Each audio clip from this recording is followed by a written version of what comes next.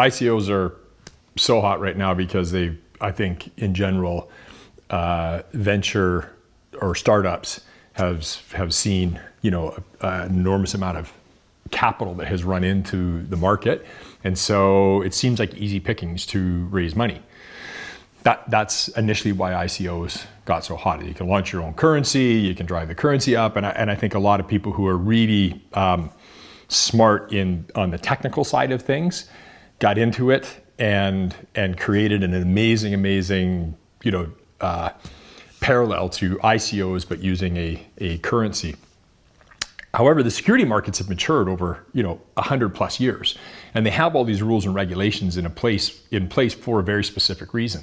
So the notion that ICOs should be replacing the mechanisms for securitization or in a securities market is naive, and so often all the same people that think there shouldn't be regulation can often be a lot of the same people that the first time that there's a problem call for regulation, right? So we're seeing the regulation of the ICO market.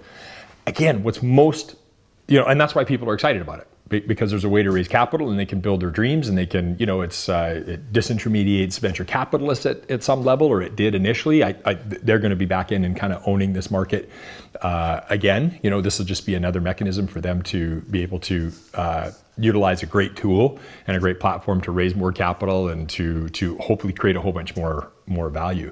But again, for us, the real exciting piece is what we call the AppCoin piece, like the ability to build other applications into a security that make the entire market, much more efficient and accessible.